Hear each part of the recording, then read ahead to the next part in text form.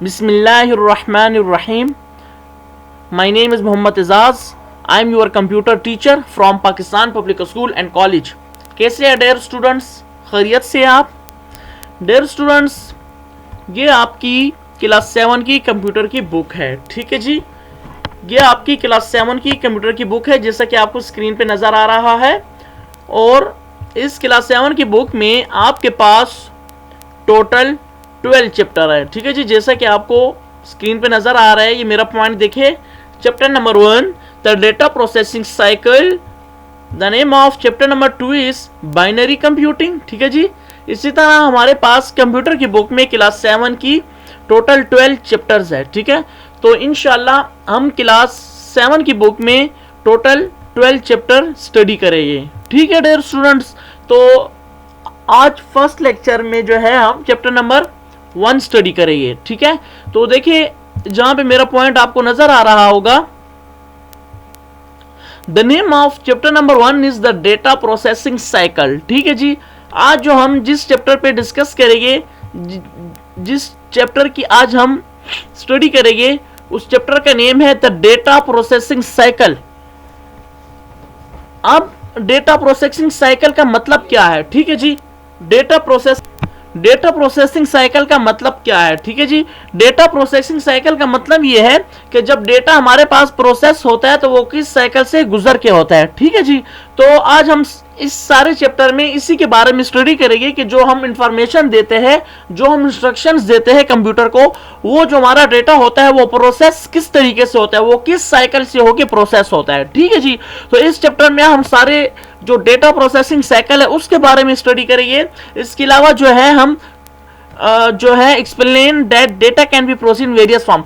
Data जो है किस किस फॉर्म में क्या होता है, प्रोसेस होता है, ठीक है जी। इसके बाद जो हम टॉपिक स्टडी करेंगे, लास्ट पॉइंट ये देखिए जहां पे मेरा पॉइंट आपको नजर आ रहा है, discuss manual and computerised data processing system. देखिए 2 types of data processing systems होते हैं हमारे पास, ठीक है जी। एक मैनुअल लेता है, एक हमारे पास जो कंप्यूटराइज होता है। तो आज जो है हम दोनों के बारे में स्टडी करेंगे। तो डियर स्टूडेंट्स, अब हम अपने चैप्टर नंबर 1 की तरफ जाते हैं। देखिए जी, जैसे कि आपको स्क्रीन पे नजर आ रहा होगा, चैप्टर नंबर 1, ठीक है। और ऊपर क्या लिखा हुआ है, डेटा प्रोसेसिंग साइकिल। ये हमारे पास चैप्टर का नेम है। ये हमारे पास क्या है, चैप्टर का नेम है कि द डेटा प्रोसेसिंग साइकिल। कि डेटा जो है किस साइकिल से होकर प्रोसेस होता है और फिर हमें क्या देता है, आउटपुट देता है, ठीक है जी। समझ आ रही है आपको? ये चैप्टर्स की आउटलाइंस हैं। आउटलाइंस का मतलब ये है कि इस चैप्टर में हम कौन कौन से टॉपिक को स्टडी करेंगे। जैसे कि फर्स्ट वन है हमारे पास stages of data processing cycle. The second is different form of proceed data. What is the difference between proceed and processing, ठीक है जी। जब डेटा हमारे पास प्रोसेस हो जाता है तो उसको प्रोसीड बोला जाता है, ठीक है। थर्ड टॉपिक देखिए हमारे पास क्या है। थर्ड टॉपिक है हमारे पास the computer a data processing system. And 4 number the advantages of computerise system. आज जो है हम कंप्यूटराइज सिस्टम के फायदे भी पढ़ेंगे। एडवांटेजेस किसको बोला जाता है, फायदे को, फवायद को बोला जाता है, ठीक है जी। तो देखिए डियर स्टूडेंट, पेज नंबर 3 है ये। तो डियर स्टूडेंट्स देखिए line number 1, in book I will learn that the computer process data into information, ठीक है। जहरी सी बात है कि जो इंस्ट्रक्शंस, जो डेटा को कंप्यूटर जो है प्रोसेस करता है उसको फिर इंफॉर्मेशन बोला जाता है। ये मेरा पॉइंट देखिए लाइन नंबर 1 में, वी यूज इनपुट डिवाइसेस। हम इनपुट डिवाइसेस यूज करते हैं लाइक कीबोर्ड्स, यानी कि keyboards and scanner to enter data into the computer. हम कीबोर्ड और स्कैनर वगैरह किसके लिए इस्तेमाल करते हैं, कंप्यूटर को डेटा देने के लिए। And output devices like printer, और आउटपुट डिवाइसेस में हमारे पास क्या है, प्रिंटर है and monitor to view information. और मॉनिटर है क्या करने के लिए, इंफॉर्मेशन को शो करने के लिए। फिर आपको कहते हैं कि the central processing unit converts data into information, ठीक है जी। जैसे कि उसको शॉर्ट फॉर्म में सीपीयू बोला जाता है। The abbreviation of CPU is central processing unit, ठीक है। CPU is also called mother of brain of computer, brain of computer, ठीक है जी। CPU is also called brain of computer, ठीक है जी। जैसा कि सेम लाइक ह्यूमन बीइंग्स जो है विदाउट ब्रेन काम नहीं कर सकते, इसी तरह कंप्यूटर भी जो है विदाउट सीपीयू काम नहीं कर सकता, इसीलिए इसको ब्रेन ऑफ कंप्यूटर भी बोला जाता है। ठीक है जी। The information can be store on primary storage devices like the RAM. Primary storage devices में सेव होती है जैसे कि RAM, and secondary devices storage devices हमारे पास क्या है, हार्ड डिस्क और सीडी वगैरह। ठीक है। In this chapter we will learn more about this step and the data processing cycle. अभी जो है हम डेटा प्रोसेसिंग साइकिल के बारे में स्टडी स्टार्ट कर रहे हैं। ठीक है जी। सो हेडिंग देख ले, stages of the data processing cycle. Stages हमारे पास कौन कौन सी होती है? डियर स्टूडेंट्स, मैं आपको रीडिंग स्टार्ट करने से पहले डेटा प्रोसेसिंग साइकिल बताना चाहता हूं कि जो हम कंप्यूटर को डेटा देते हैं, इंस्ट्रक्शंस देते हैं with the help of input devices, जो डेटा हम इनपुट डिवाइसेस के हेल्प से देते हैं कंप्यूटर को, इसको इनपुट डेटा बोला जाता है। इसको क्या बोला जाता है? इसको इनपुट डेटा बोला जाता है। तो first of all data processing cycle में हम इनपुट देते हैं। ठीक है जी। जब हम इनपुट दे देते हैं तो कंप्यूटर जो है उस डेटा को प्रोसेस करता है, उसको प्रोसेसिंग करता है। ठीक है जी। और जब डेटा प्रोसेस हो जाता है, हमें स्क्रीन में कोई ना कोई इंफॉर्मेशन आ जाती है, तो उस इंफॉर्मेशन को आउटपुट बोलते हैं। क्या बोलते हैं? आउटपुट। डियर स्टूडेंट्स, जैसे कि इस डायग्राम में आपको नजर आ रहा होगा, देखिए इनपुट से डेटा प्रोसेस होता है, और जब डेटा प्रोसेस होता है तो फिर जो इंफॉर्मेशन हमें मिलती है, देखिए जो इंफॉर्मेशन हमें मिलती है उसको क्या बोलते हैं? आउटपुट बोलते हैं। अब इसकी रीडिंग की तरफ देखिए, the input processing output and storage function are all connected to each other. ये कहते हैं कि इनपुट हो या आउटपुट हो, ठीक है, या स्टोरेज हो, ये सब एक दूसरे के साथ इंटरकनेक्टेड है। ठीक है। Second line, these steps take place in a sequence. The data processing cycle describes the sequence of steps for converting data into usable information. Usable information करने के लिए जो है डेटा प्रोसेसिंग जो है एक सीक्वेंस में प्रोसेस होता है। ठीक है। जैसे कि मैंने आपको बताया, पहले इनपुट होता है, फिर प्रोसेसिंग होती है, फिर आउटपुट। इन बुक नंबर 1 यानी कि क्लास 6 की बुक में we describe this as a linear equation में आपको डिस्क्राइब किया गया था। It begins with the input stage and end at the output stage. We will now study these steps as part of cycle. Part of cycle के भी हम क्या करेंगे? स्टडी करेंगे। This means that the end point of one sequence of activities become the starting point of another sequence of activity. ठीक है। अब फिर सेकेंड पैराग्राफ में देखिए द इनपुट स्टेज। अब हमारे पास फर्स्ट ऑफ ऑल जो आता है स्टेटस डेटा प्रोसेसिंग साइकिल में क्या आता है? हमारे पास इनपुट स्टेज आता है। ठीक है। देखिए input stage, data exist all around us, we hear sounds through our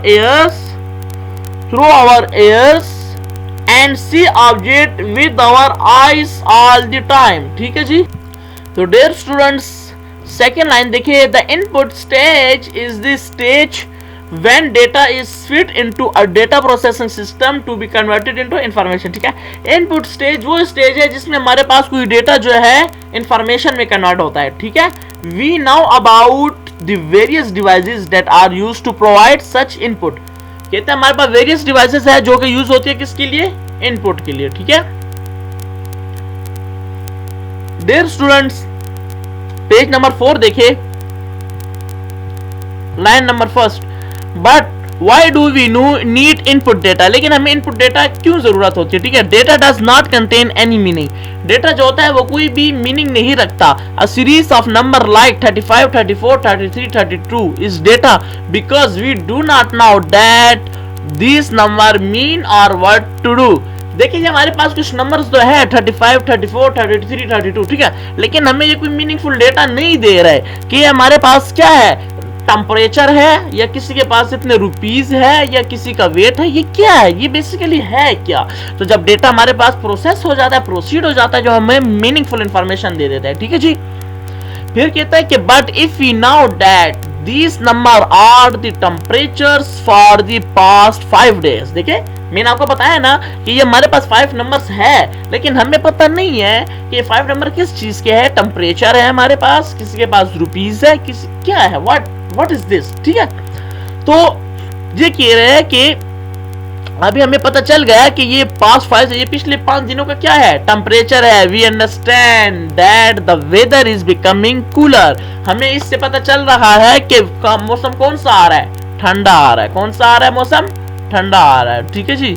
जाहिर सी बात है बेटा, जब टेम्परेचर कम होता है तो सर्दी आती है, टेम्परेचर ज्यादा होता है तो वो वार्म होता है, जब कम होता है तो कूल होता है, ठीक है जी। जैसे कि आपको 35 टेम्परेचर था, फिर 34, 33, 32, तो इट्स मीन कि टेम्परेचर क्या हो रहा है, कम हो रहा है, सर्दी आ रही है, ठीक है ना, कूल हो रहा है। तो the data has now become information. अब इस डेटा ने हमें क्या कर दी, इंफॉर्मेशन दे दी। अब जी नेक्स्ट हमारे पास data collection. Data collection is the stage of gathering data, ठीक है। देखिए मेरा जहां पे पॉइंट आपको नजर आ रहा होगा, data collection is the stage of gathering data from the environment and preparing it for input, ठीक है। डेटा कलेक्शन क्या है, डेटा कलेक्शन हमारे पास फर्स्ट स्टेप है किसका, इनपुट का। इनपुट देने के लिए हमारे पास फर्स्ट स्टेप क्या है, डेटा कलेक्शन, ठीक है। In the above example the word meaning recording the temperature daily for 5 days, the paper or documents on which data is recorded when it is collected is called a source document। source document किसको कहा जाता है, जब data को हम क्या करते हैं, रिकॉर्ड कलेक्टेड करते हैं हम, ठीक है जी। इसके बाद हमारे पास डेटा कैप्चर, डेटा को कैप्चर कैसे करते हैं, ठीक है जी। डेटा कलेक्शन हमारे पास फर्स्ट स्टेज है, सेकंड स्टेज हमारे पास क्या है, डेटा कैप्चर। तो देखिए data capture is the stage of entering the collected data into a data processing system such as a computer। This is called the encoding stage, ठीक है जी। ये हमारे पास इनकोडिंग स्टेज होता है जिसमें हम डेटा प्रोसेसिंग सिस्टम को क्या करते हैं, कंप्यूटर में एक कलेक्ट करके एंटर करते हैं। फिर हमारे पास आता है encoding means converting data into form that is easier to input into a data processing system. Easier हमारे पास क्या हो जाता है, डेटा प्रोसेसिंग सिस्टम हो जाता है, ठीक है ना। इनकोडिंग का मतलब यह है कि डेटा को कन्वर्ट करना in form of easier to data process, हमारे पास डेटा क्या हो, इजियर प्रोसेस हो, ठीक है ना। The data can be encoded as DDMM/YYYY, ठीक है। The name of a person name Shahid Ali may be encoded as SA, ठीक है जी। एक शॉर्ट फॉर्म हमारे पास हो गई, लेट से कैसे SA हमने पता है कि क्या शो कर रहा है, शाहिद अली शो कर रहा है, ठीक है। इसके बाद ये देखिए this save a lot of time and reduce error, ये एरर को कम भी करता है, ठीक है ना, और हमारे टाइम को क्या करता है, सेव करता है, ठीक है जी। इसके बाद है data transmission. What is data transmission, data transmission is the stage of sending input data into the processor. जाहिर सी बात है डेटा कौन प्रोसेस करता है, प्रोसेसर जो होता है उसका काम होता है डेटा को प्रोसेस करना and carrying it across it various components. It also involves carrying data from the processor to the output devices, ठीक है। डेटा ट्रांसमिशन का क्या काम है, डेटा ट्रांसमिशन का ये काम है कि जो सेंडिंग, डेटा ट्रांसमिशन का क्या काम है, डेटा ट्रांसमिशन का ये काम है कि जो डेटा हमारे पास होता है, ठीक है जी, डेटा कौन सा हमारे पास होता है, जो हमारे पास इंस्ट्रक्शंस हमने कंप्यूटर को दी होती है, ठीक है, वो प्रोसेसर के एक ही कंपोनेंट और इसके जितने भी कंपोनेंट्स है उसको ट्रांसफर करता है, ठीक है, किसके लिए, आउटपुट देने के लिए, ठीक है ना।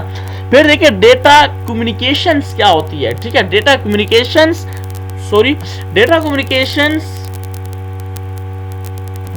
ये है, data communication is the set of activities that allow data to be sent from one data processing system to another। Data communication हमारे पास क्या होती है कि एक हमारे पास होता है ना, एक डेटा प्रोसेसिंग सिस्टम से दूसरे प्रोसेसिंग सिस्टम को ट्रांसफर करना, इसको डेटा कम्युनिकेशन बोला जाता है, ठीक है जी।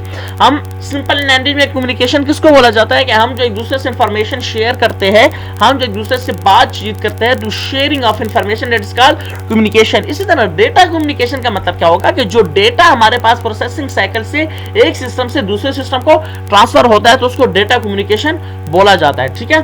इसके बाद है फिर हमारे पास द प्रोसेसिंग स्टेज, ठीक है। The processing stage is where raw data is transmitted into meaningful information to be understood by user. Modern data processing systems such as computer follow instructions called program to process data. Typical program include operating system, word processor, spreadsheet, web browser and so on, ठीक है जी। अब processing stage किसको बोला जाता है, processing stage हमारे पास कोई stage होता है कि जब एक रॉ डेटा हमारे पास होता है, raw data that type of data जो हमें मीनिंगफुल इंफॉर्मेशन नहीं देता, ठीक है। रॉ डेटा को ट्रांसफर होती है, मतलब उसको ट्रांसफर करता है मीनिंगफुल इंफॉर्मेशन में, किसमें कन्वर्ट करता है, मीनिंगफुल इंफॉर्मेशन में, जो कि understood by user. Understood by user का क्या मतलब है बेटा, अंडरस्टूड बाय यूजर का मतलब यह है कि जो यूजर होता है वो उसको अंडरस्टैंड कर सके, ठीक है। जैसा कि include operating system, word processor, spreadsheet and web browser and going so on, ठीक है। पेज नंबर 5 है, पेज नंबर 5 देखिए, ये जहां पे मेरा पॉइंट है, ये सीपीयू है, ये आपके पास मॉनिटर है, ठीक है जी। तो देखिए इसके साथ जो कीबोर्ड लगा होगा वो आपके पास इनपुट डिवाइस है, और स्क्रीन जो आपको शो करती है वो आपके पास आउटपुट डिवाइस है। अभी हमारे पास पेज नंबर 5 पे है द आउटपुट स्टेज। अब आउटपुट स्टेज हमारे पास कौन सा होगा? The output stage is where information proceed data is presented to user. Output is the presented through several output devices, ठीक है ना। कि आउटपुट क्या स्टेज होता है कि मतलब जब हमें स्क्रीन पे उसकी इंफॉर्मेशन आ जाती है तो जाहिर सी बात है कि आउटपुट वो हमें सिर्फ स्क्रीन के जरिए नहीं दे सकता, वो हमारे पास प्रिंटर भी हो सकता है, वो हमारे पास मॉनिटर भी हो सकता है, ठीक है, वो हमारे पास स्पीकर भी हो सकता है। तो आउटपुट पता होना चाहिए कि स्पीकर, मॉनिटर और आपके पास प्रिंटर, ये आपके पास आउटपुट डिवाइसेस है, ये आपके पास क्या है? आउटपुट डिवाइसेस है, ठीक है। Speaker after user have viewed output, ठीक है ना, they can understand what the data mean and make decision on the basis of their understanding. वो अपनी समझने के मुताबिक, ठीक है ना, अपने समझने के मुताबिक डिसीजन लेता है कि अब ये मुझे मीनिंगफुल इंफॉर्मेशन दे रहा है, मुझे क्या करना चाहिए। This is called decoding. Decoding occur when the information that a code represent is made available to user. बहुत सिंपल सी बात है कि जब एक यूजर को जो है ना उसको जो है अंडरस्टैंड हो जाए कि ये मुझे क्या मीनिंगफुल इंफॉर्मेशन दे रहा है, ठीक है। When we enter the initial SA Shahid Ali and the computer display the name Shahid Ali on this monitor is called decoding, ठीक है।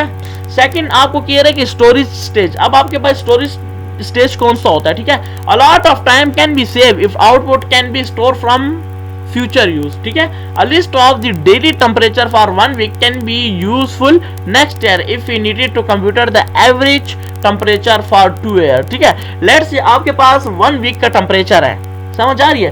लेट्स अगर आपके पास 1 वीक का टेम्परेचर, तो आप उसकी एवरेज के जरिए जो है नेक्स्ट उसके टेम्परेचर को एवरेज फाइंड कर सकते हैं, ठीक है।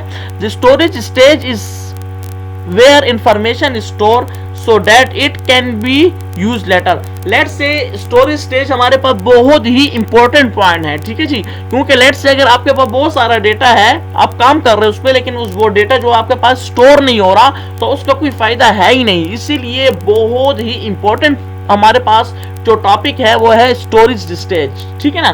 कि अगर लेट्स से बहुत सारा आपके पास डेटा हो लेकिन वो स्टोर ना हो तो उसका कोई फायदा नहीं। लेट्स से आपके पास कोई डेटा है, ठीक है, वो आपके पास सेव था, लेकिन after 2 year 5 year after 10 years जो है आपको उसकी रिक्वायरमेंट्स आ गई है, ठीक है। तो अगर लेट्स से आपके पास डेटा स्टोर ना हो तो आपको बहुत ज्यादा कॉम्प्लिकेटेड आ सकती है।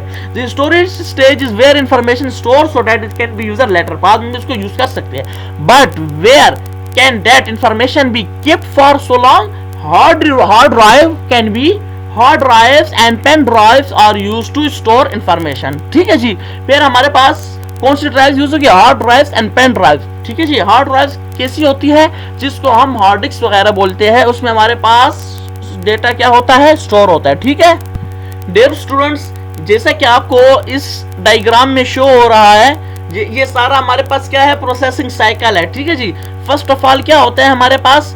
इनपुट डेटा, ठीक है। जो इनपुट डेटा होता है वो हम कंप्यूटर को देते हैं, कंप्यूटर क्या करता है? उसको पे प्रोसेसिंग करता है। जब डेटा उसको प्रोसेस हो जाता है तो वो हमें इंफॉर्मेशन दे देता है। What is the difference between information and instructions? ये आपको बहुत इंपॉर्टेंट पॉइंट है, आपको अंडरस्टैंड होना चाहिए, ठीक है डियर स्टूडेंट्स। तो देखिए, जो हमारे पास मीनिंगफुल इंफॉर्मेशन नहीं होती, रॉ डेटा होता है, ठीक है, उसको हम इनपुट बोलते हैं। जब वो डेटा हमारे पास आउटपुट पे आ जाता है तो इट्स मीन वो हमारे पास कंप्लीट मीनिंगफुल इंफॉर्मेशन हो जाती है, ठीक है। उस इंफॉर्मेशन के बाद डेटा क्या होता है? हमारे पास स्टोर हो जाता है, ठीक है, और उसके बाद डेटा कलेक्शन, ठीक है ना।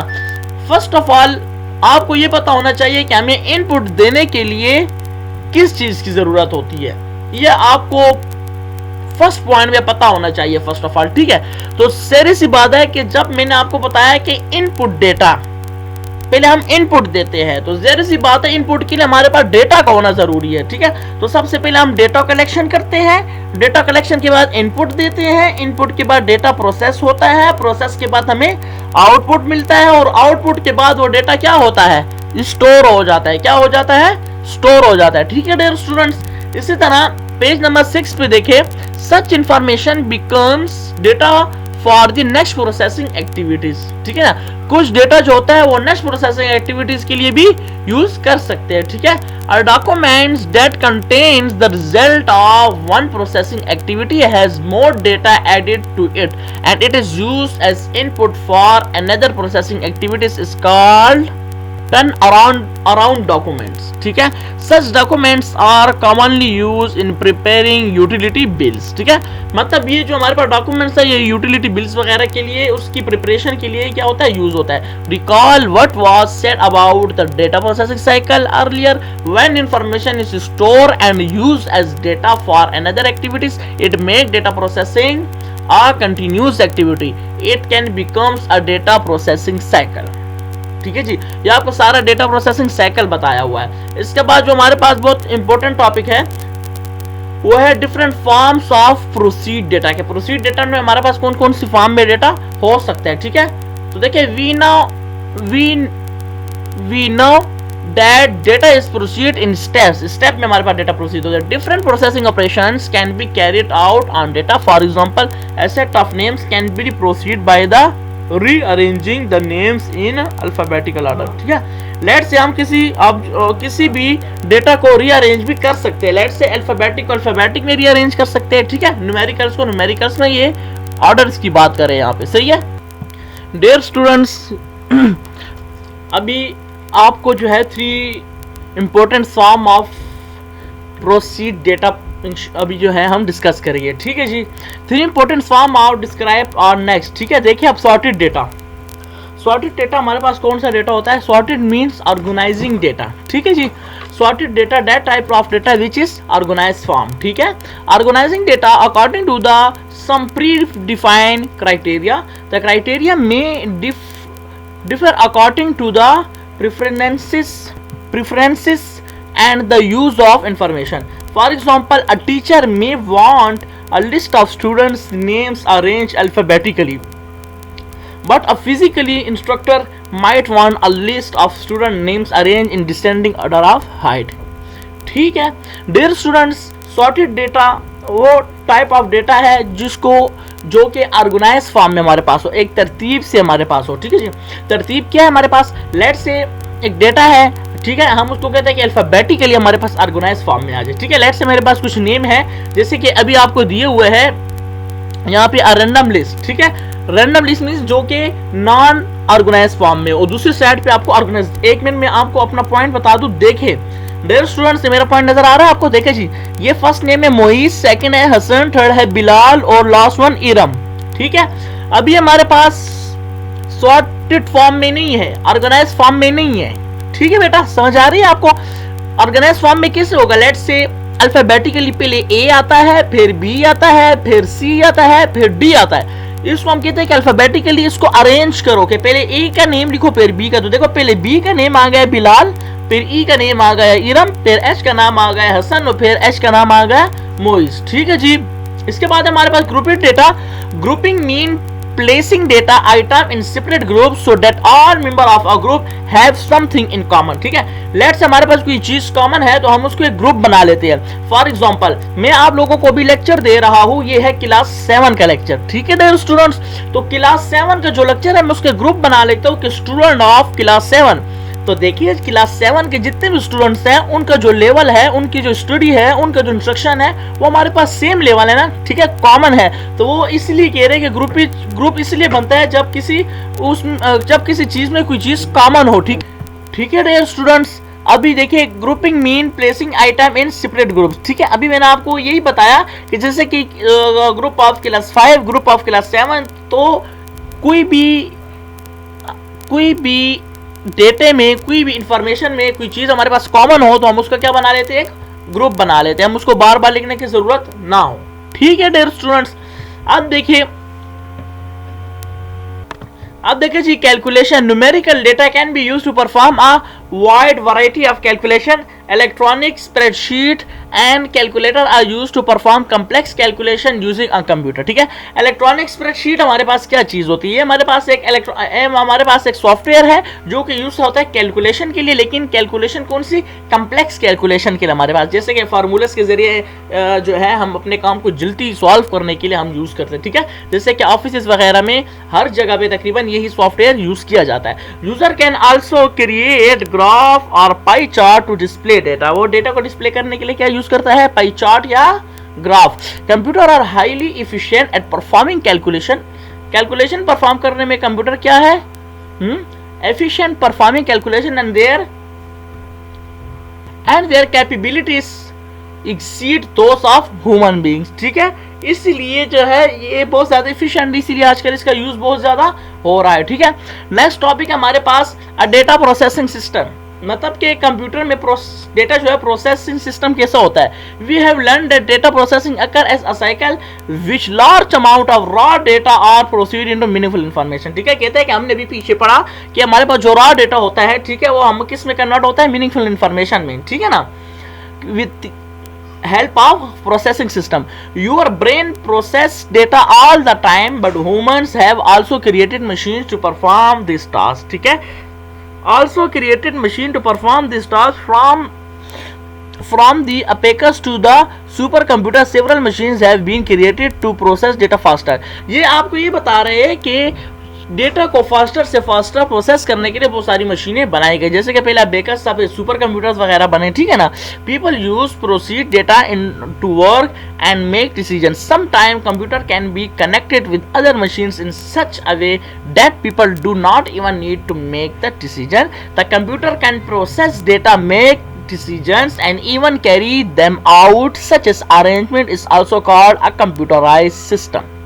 ठीक है, देखिए डियर स्टूडेंट्स, मैं आपको सिंपल सी बात समझाना चाहता हूँ। इसमें जो एक्सप्लेनेशन दी गई है वो खाली 2 वर्ड्स की है। ठीक है, एक वर्ड यूज हुआ है कंप्यूटराइज सिस्टम, एक हमारे पास यूज हुआ मैनुअल सिस्टम। ठीक है जी, मैं आपको वो सिंपल सी बात बताता हूँ। ये देखिए, ये आपको एक शॉपकीपर नजर आ रहा है पिक्चर में, जहां पे मेरा पॉइंट है। ये देखिए, दुकान का जो भी इसका कैलकुलेशंस वगैरह है या इसका डेटा है, ये विथ हेल्प टू हैंड, अपने हाथ से बाई हैंड इसको कॉपी में लिख रहा है। ठीक है ना, इसको कहा जाता है मैनुअल। ये हमारे पास एक मैनुअल प्रोसीजर है, ये हमारे पास एक क्या है, मैनुअल सिस्टम है। जो काम हम अपने हाथों से करते हैं वो एक मैनुअल काम होता है। ठीक है, जो काम हम कंप्यूटर के जरिए करते हैं या उससे करवाते हैं वो हमारे पास कंप्यूटराइज सिस्टम होता है। समझ आ रही है नहीं? जैसे कि बड़ी शॉपों में आपने देखा होगा, लेट से आप कुछ खरीदने जाते हो, ठीक है, तो उनके पास स्कैनर लगा होता है, वो सिर्फ उस आइटम को आगे करते स्कैन होता है और कंप्यूटर में ऑटोमेटिकली क्या हो जाती है, एंट्री हो जाती है। तो वो हमारे पास एक कंप्यूटराइज सिस्टम है। अब कंप्यूटराइज सिस्टम में और उसमें डिफरेंस क्या है, ठीक है ना। देखिए, मैनुअल सिस्टम में हमारे पास जो है मिस्टेक हो सकती है, जबकि कंप्यूटराइज सिस्टम में हमारे पास मिस्टेक नहीं हो सकती। ठीक है, अब आगे देखिए, लेट्स कंसीडर एन एग्जांपल। अब अभी इसके एग्जांपल देखिए। A shopkeeper may record sale using a pen और अ रजिस्टर, या पेन से या पेन के जरिए रजिस्टर पे रिकॉर्ड करता है। This is a manual system. ये देखिए, ये कौन सा सिस्टम है, manual. And the end of the each day, हर दिन के बाद आखिर में, he calculate the amount of stock remaining, वो अपने पास कौन सा स्टॉक रह गया है उसकी कैलकुलेशन मतलब खुद ही करता है बाई हैंड।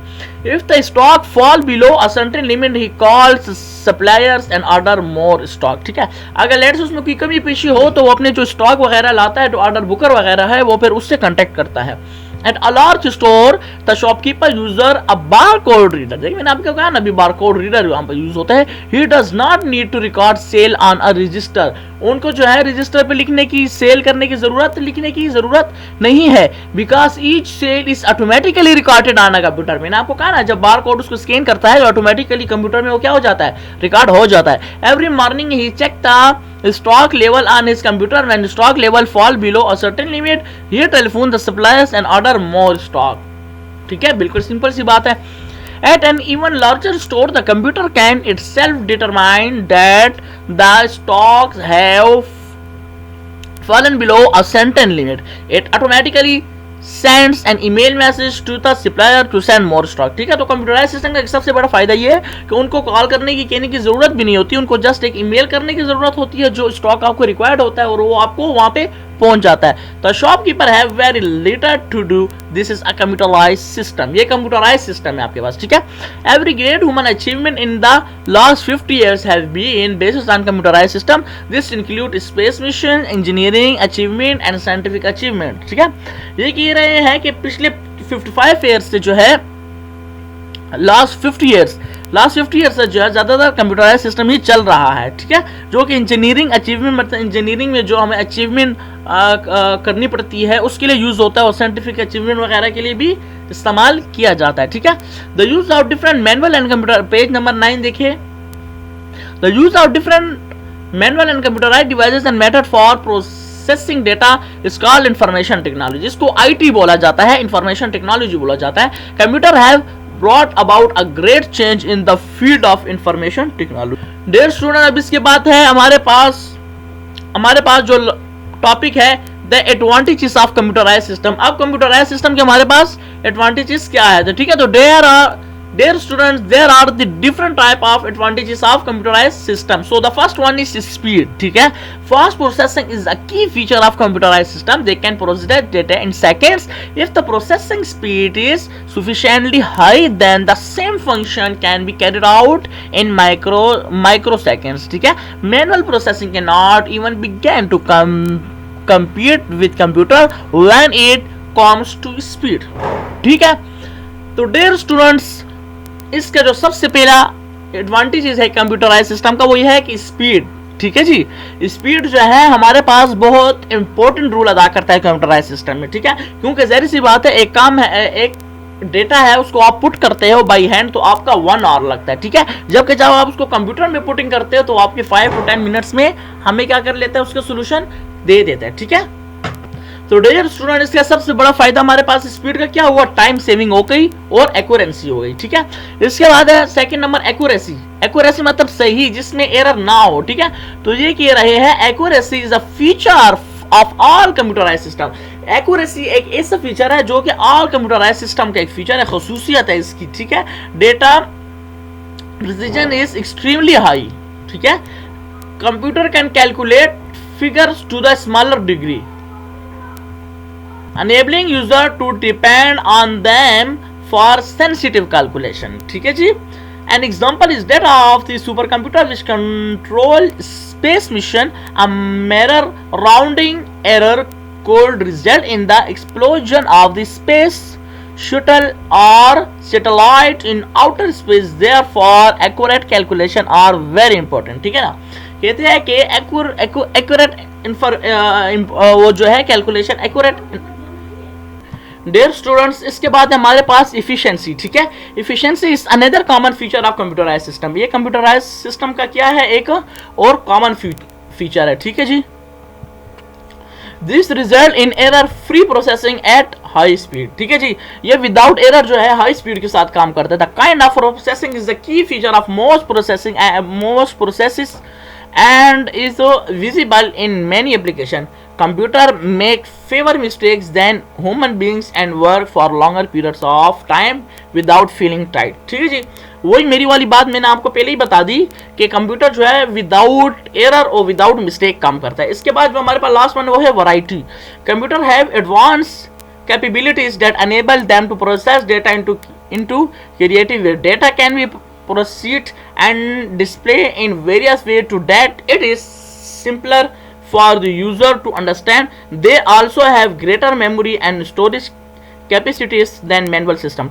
जैसी बात है कि जो मैनुअल सिस्टम होगा उसमें हमारे पास कैपेसिटी क्या होगी, कम होगी, उसमें डेटा हमारे पास कम स्टोर होगा, ठीक है जी।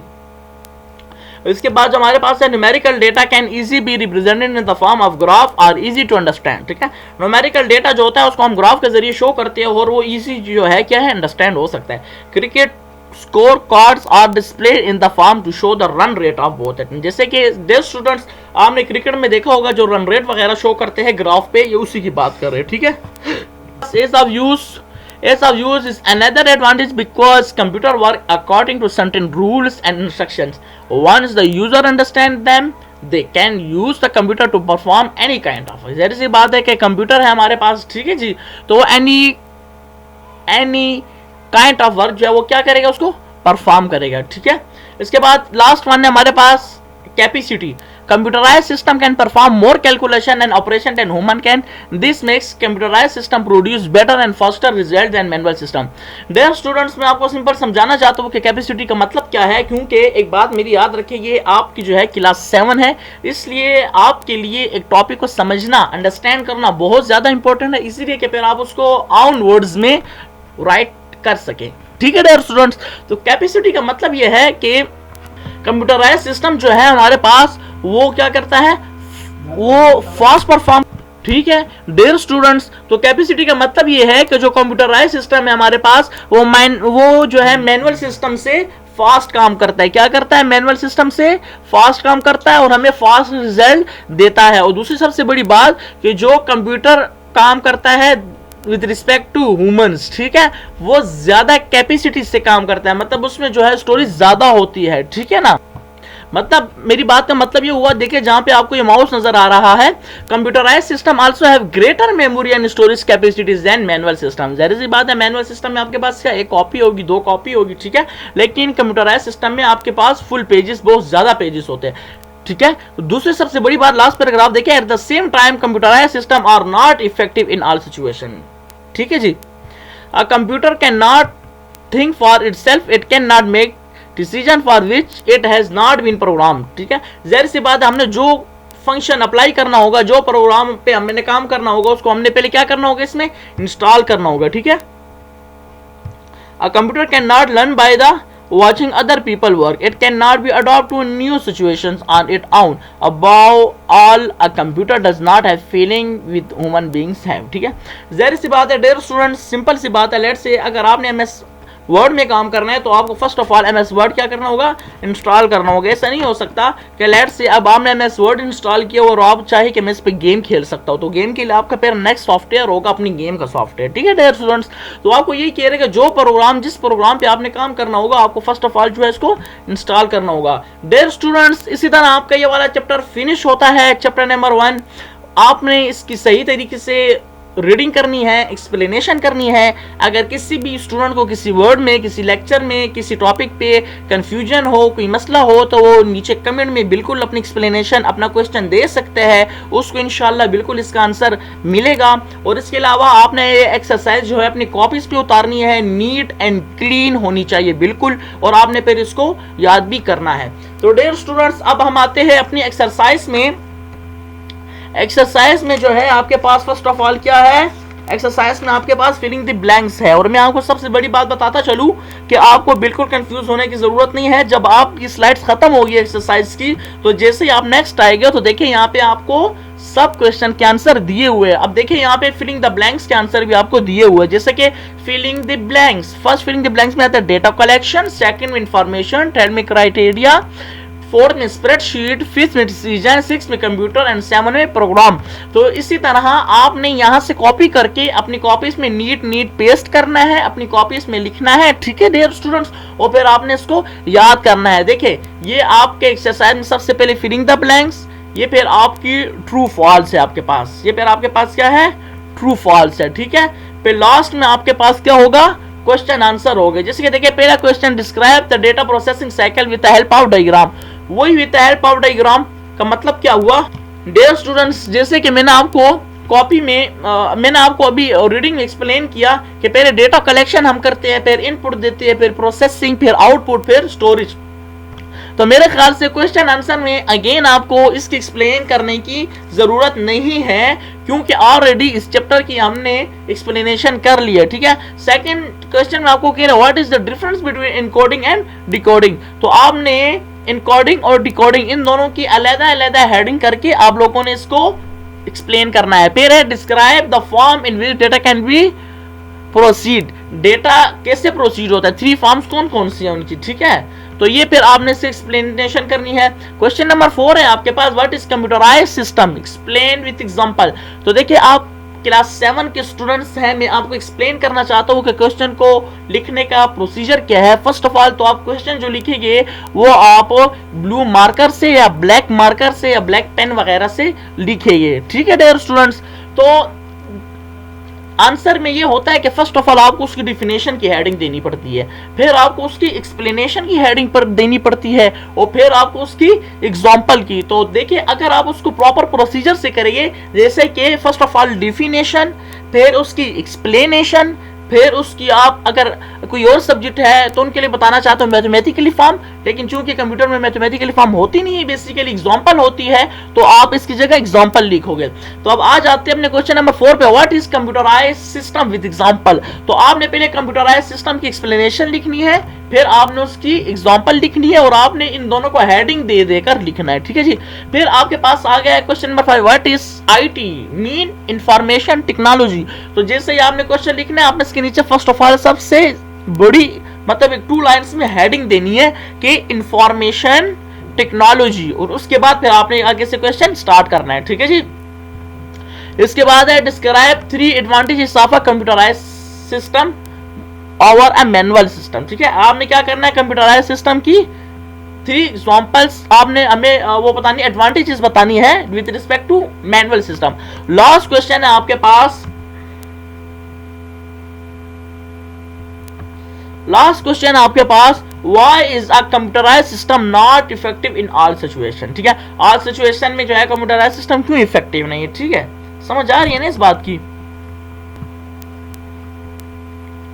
अच्छा जी, ये फिर आपके पास नेक्स्ट लॉन्ग क्वेश्चन है, लेकिन एक बात याद रखिए, आपने किस प्रोसीजर से एक्सरसाइज को सॉल्व करना है। तो dear students, first of all आपने चैप्टर का नेम नंबर देना है, चैप्टर नंबर 1, ठीक है डियर स्टूडेंट्स। लेकिन उससे पहले मैं आपको ये बात बाद में इसलिए बता रहा हूं कि आपके पास 7 के स्टूडेंट्स हैं, हम आपको ऑलरेडी बता चुके होते हैं ये बातें, लेकिन मैं आपको आज फिर एक्सप्लेन करना चाहता हूं, क्योंकि हमारा फर्स्ट सेमेस्टर कोर्स है ये, हमारा ये फर्स्ट सेमेस्टर कोर्स है और फर्स्ट मंथ कोर्स है, इसलिए मैं आपको बताना चाहता हूं। तो फर्स्ट ऑफ ऑल आपने पेज को फोल्ड करके ऊपर क्या लिखना है, फर्स्ट सेमेस्टर कोर्स।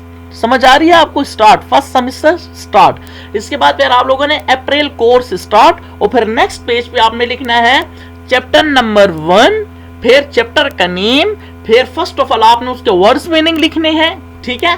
उसके बाद फिर आपने उसकी एक्सरसाइज स्टार्ट करनी है।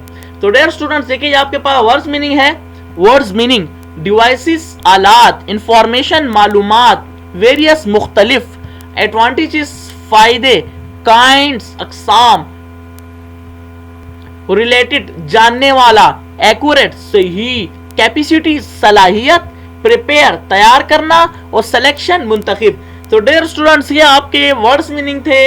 इसी तरह आपका ये वाला चैप्टर फिनिश्ड, और इंशाल्लाह हम नेक्स्ट लेक्चर में मिलेंगे। मैं आपको फिर बताता चलूँ, अगर किसी स्टूडेंट का कोई क्वेश्चन हो, आपको कोई कंफ्यूजन हो, तो आप नीचे कमेंट में ज़रूर अपना क्वेश्चन दिएगा, आपको उसका आंसर मिलेगा। इंशाल्लाह नेक्स्ट लेक्चर में मिलेंगे, तब तक के लिए अपने टीचर को दे इजाज़त। अल्लाह हाफिज़।